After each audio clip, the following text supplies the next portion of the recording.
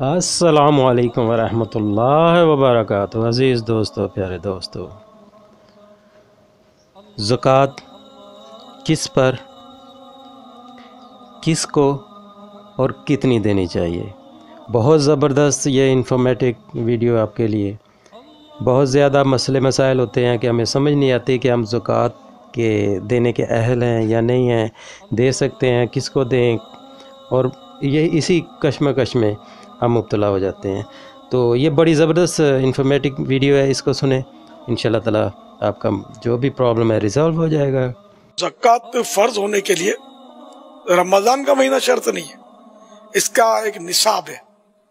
اس نصاب میں جب شرائط پائے جائیں تب جا کر زکوٰۃ فرض ہوتی ہے۔ جیسے 7.5 تولے سونا یا 52.5 تولے چاندی یا اس کی رقم، اور یہ ضروری جو حاجت اصلیہ جس کو بولتے ہیں، تو حوائج اصلیہ سے ضروری جو زندگی کی ضروریات ہوتی ہیں، جن کو شریعت نے ضرورت تسلیم کیا، تو ان سے یعنی کہ اور قرضوں میں بھی ڈوبی ہوئی نہ ہو، تو اس طرح کی یہ فارغ رقم کہ یہ اس پر مطلب ہے کہ زکوٰۃ سال پورا گزرے تو فرض ہوگی۔ اب جیسے تجارت کا مال ہے، اس پر زکوٰۃ فرض ہوگی، چرائی کے جانور تو پھر اس کے اپنے مسائل ہیں، اور ویسے کرنسی ہے، سونا ہے، تو یہ سب حاجت اصلیہ سے زائد ہو اور سال پورا گزرے، تو جب شرائط پائے گئے تو اب زکوٰۃ فرض ہوگی۔ اب سال گزرنا کس کو بولتے ہیں، اس کو سمجھ لیجئے۔ وہ اس طرح کے رمضان اس میں شرط نہیں، کوئی سا مہینہ ہو، سمجھ لو کہ وہ بقرعید کا جو مہینہ ہے اس کی 9 تاریخ کو دوپہر کے 12 بجے صاحب نصاب ہوئے، آپ شرائط پورے ہوئے اور آپ صاحب نصاب ہو گئے، تو اب اس پر 1 سال پورا ہو جائے تو آنے والی 9 ذوالحجہ دوپہر کو پورے 12 بجے، اگر 12:01 پر آپ صاحب نصاب ہوئے تو 12:01 پر جب یہ پورا سال ہوگا تب یہ اب زکوٰۃ فرض ہوگی۔ اب یہ فرض ہے کہ اس کو فوراً نکالے۔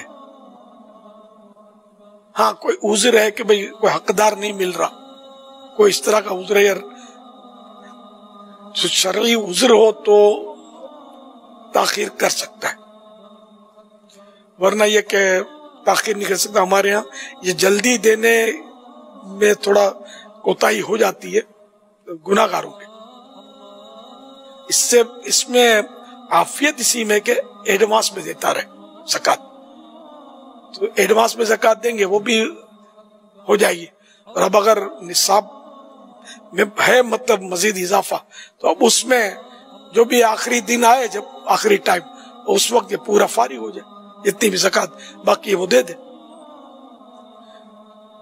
تو اس طرح مطلب یہ کہ اور بھی اس کی مطلب ہے کہ ہزاروں مسائل ہیں اس کے، کس کو دینی ہے، پھر اس کے بھی مسائل ہیں، ہاشمی نہ ہو،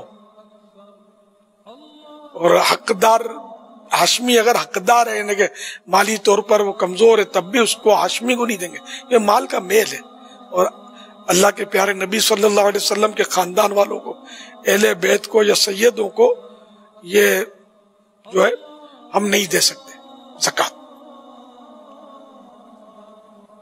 تو حقدار کو زکوٰۃ دیں۔ اور عام طور پہ لوگ بے شمار ہوتے ہیں جو حقدار نہیں ہوتے لیکن لوگ ان کو زکوٰۃ دے رہے ہوتے ہیں، تو اس کے لیے شریف فقیر ہو، مسکین ہو، مسکین اور فقیر کی پھر الگ الگ تعریف ہے۔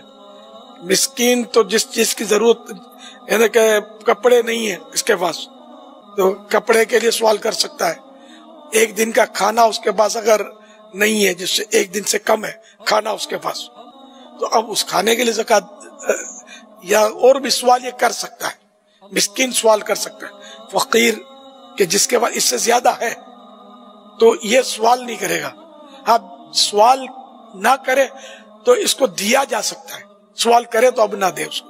تو اس طرح اس کے مختلف مسائل ہیں کہ ان مسلمانوں کو زکوٰۃ نہیں دے سکتے اگرچہ شریف فقیر ہوں۔ ایک تو بنو ہاشم یعنی جن میں سادات کرام بھی شامل ہے، خالی سید کو ہاشمی نہیں بولتے، حضرت عباس کی اولاد بھی ہاشمی، اس طرح ابو لہب بھی چچا تھا لیکن وہ کافر تھا، کفر پر مرا، اس کی اولاد ہاشمی نہیں ہے۔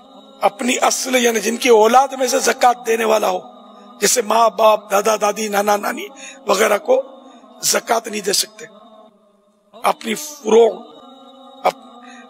یعنی جو اس کی اولاد میں سے ہوں، جیسے بیٹا بیٹی، پوتا پوتی، نواسا نواسی، ان کو بھی زکوٰۃ نہیں دی جا سکتی، چاہے وہ مالی طور پر کمزوری سے۔ میاں بیوی ایک دوسرے کو زکوٰۃ نہیں دے سکتے۔ غنی کے نابالغ بچے، مالدار کے نابالغ بچے، اگرچہ وہ بھلے ان کے ملکت میں ایسا مال نہیں ہے لیکن ان کو بھی زکوٰۃ نہیں دے سکتے کہ اپنے باپ کی وجہ سے وہ غنی شمار کیا جائے، کاؤنٹ کیا جائے گا۔ بہن، بھائی، چچا، پھوپھی، خالہ، ماموں، بہو، داماد، سوتیلا باپ، سوتیلی ماں، شوہر کی طرف سے سوتیلی اولاد، بیوی کی طرف سے سوتیلی اولاد، تو ان کو اگر حقدار ہوں تو زکوٰۃ دے سکتے ہیں۔ اللہ تعالیٰ آپ سب کو اپنے حفظ و امان میں رکھے، مجھے اپنی دعاؤں میں یاد رکھیے گا۔ اللہ حافظ۔ ہماری ویڈیو پسند آئے تو لائک، شیئر اور سبسکرائب ضرور کریں۔